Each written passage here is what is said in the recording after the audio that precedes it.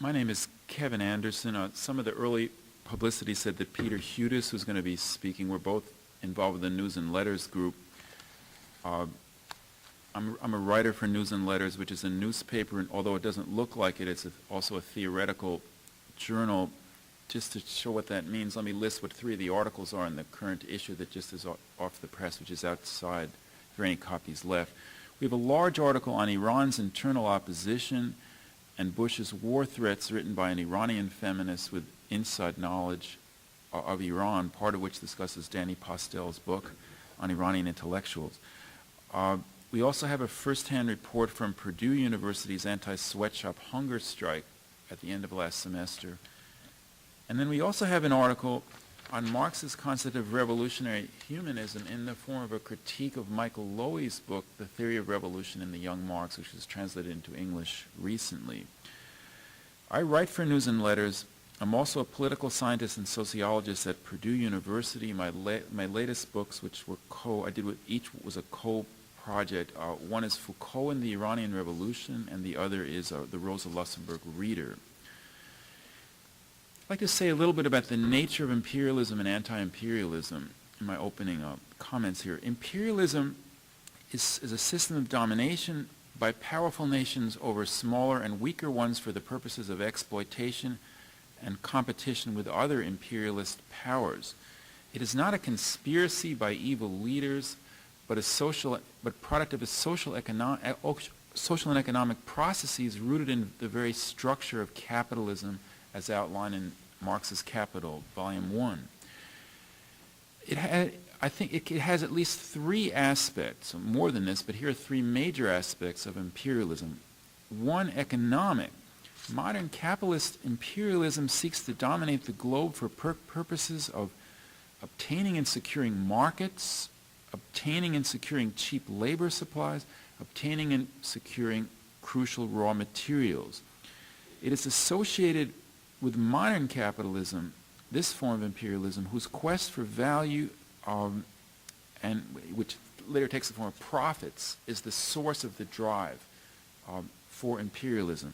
Because capitalism doesn't want simply, continuing to create value, but greater and greater value, and that's why it's constantly pushing the frontier to where the cheap labor is. I mean, in the 19th century, breaking down in China and going into there, India, and so forth. Imperialism obviously has a political and military aspect. This is what everyone focuses on in the discussions of imperialism and the general media and general political discussion. This provides the security and the access for the economic imperialism to operate. We conduct wars to open up other societies to economic penetration for capital or to conquer and occupy them directly, but that's less and less of the direct conquest and occupation is unusual, that's part of why this war in Iraq is considered reckless, even by pro-imperialists. And thirdly, it's got a lot of attention in academia. In fact, it dominates academic discussions of imperialism in the last couple of decades. Cultural aspect. Culture serves to legitimate economic and political imperialism, both through popular culture and through high culture. And again, it isn't a conspiracy or something like that, but it's the way that it operates. And I'm talking about everything from Indiana Jones and how it portrays countries oppressed by imperialism, those kind of films, to the way that what some call our most conservative cultural institutions, art museums, discuss the way they organize the history of art and culture. I once was at the Louvre. I was in the basement looking at some Egyptian stuff. I walked upstairs, and there was the Greek stuff, which is so obviously a higher stage. And then way at the top floor were the French paintings. And of course, that I'm not saying it's a conspiracy or anything like that, but it operates to both convince people at home of the superiority of their culture and their right to dominate, and of course race has an element there. And also, if it really can work well, which it doesn't usually, it attempts to convince people inside the countries oppressed by imperialism that they're inferior and that they can't do it on their own, and they need this tutelage. Some of the good writing on the economic and political aspects of imperialism can be found in Lenin and Rosa Luxemburg. Some of the best writing on the cultural side can be found in authors like Frantz Fanon and Edward Said, but let me make the caveat, I don't agree with everything Edward Said's book. You have 3 minutes. Okay. Imperialism strengthens capitalism, but it has always engendered resistance, part of what Lenin called the dialectics of imperialism. At home, working people and youth have to fight its wars, all people have to pay its cost.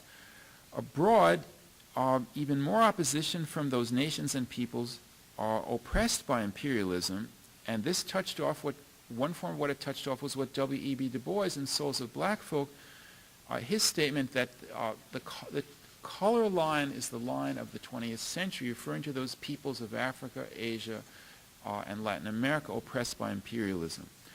Forms of resistance vary, however, from progressive and emancipatory to middle of the road and even reactionary. At home, there is reactionary opposition to imperialism. Pat Buchanan opposes some aspects of imperialism, some forms of it, like the current war. He's an isolationist. He said we should build a wall around our country at the Mexican border. Shouldn't get involved with these other ethnic groups and races. I mean, he wouldn't say it publicly, but he just stops short of saying these inferior races. Most anti-imperialists at home, like all the good people in this room, are progressives, leftists, feminists, pacifists, civil rights activists, etc. Abroad, also, imperialism can sometimes be opposed by reactionary conservative groups and interests, Al-Qaeda, Iranian Ayatollahs, Japanese shoguns, Serbian nationalists.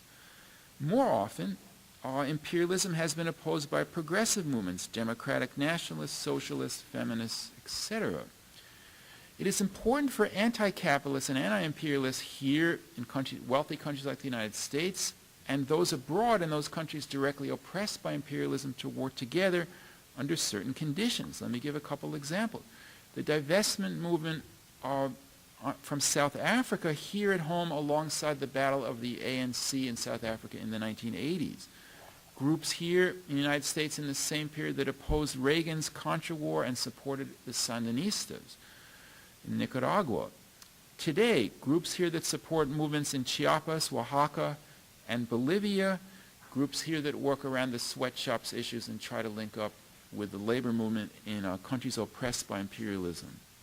Today, however, there are also many forms of reactionary anti-imperialism.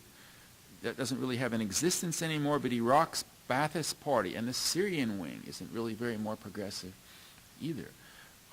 Various forms of radical Islamism, or as it's sometimes called Islamic fundamentalism, Serbian nationalism. I think progressive anti-imperialists need to oppose imperialism while also avoiding support for these reactionary forms of anti-imperialism. Some progressives, unfortunately, have fallen into the trap of the notion that the enemy of my enemy is my friend. That is not a way to build a progressive, emancipatory, anti-imperialist, anti-capitalist movement. I do not believe. Thank you.